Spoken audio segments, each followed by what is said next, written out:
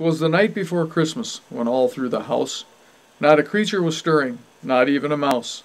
The stockings were hung by the chimney with care, in hopes that St. Nicholas soon would be there.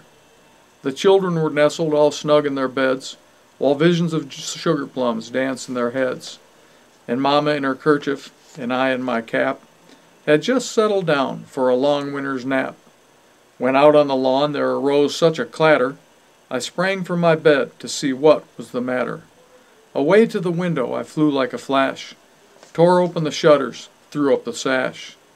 The moon on the breast of the new-fallen snow gave a luster of midday to objects below, when what to my wondering eyes should appear but a miniature sleigh and 8 tiny reindeer, with a little old driver so lively and quick, I knew in a moment it must be St. Nick. More rapid than eagles his coursers they came, and he whistled and shouted and called them by name. Now Dasher, now Dancer, now Prancer and Vixen, on Comet, on Cupid, on Donner and Blitzen, to the top of the porch, to the top of the wall. Now dash away, dash away, dash away all. As dry leaves before the wild hurricane fly, as they meet with an obstacle, mount to the sky.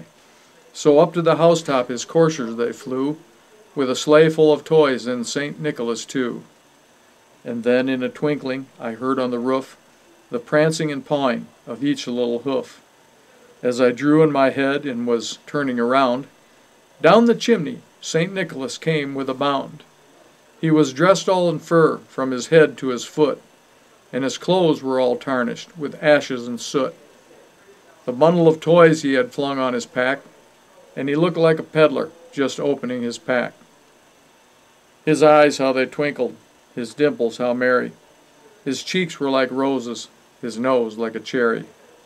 His droll little mouth was drawn up like a bow, and the beard on his chin was as white as the snow. The stump of a pipe he held tight in his teeth, and the smoke, it encircled his head like a wreath. He had a broad face and a little round belly that shook when he laughed like a bowl full of jelly.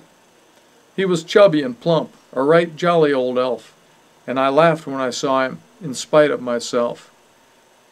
A wink of his eye and a twist of his head soon gave me to know I had nothing to dread.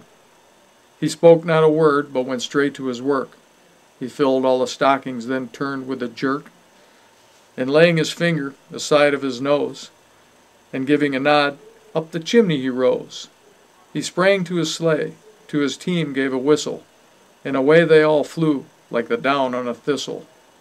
But I heard him exclaim, ere he drove out of sight, "Happy Christmas to all, and to all a good night."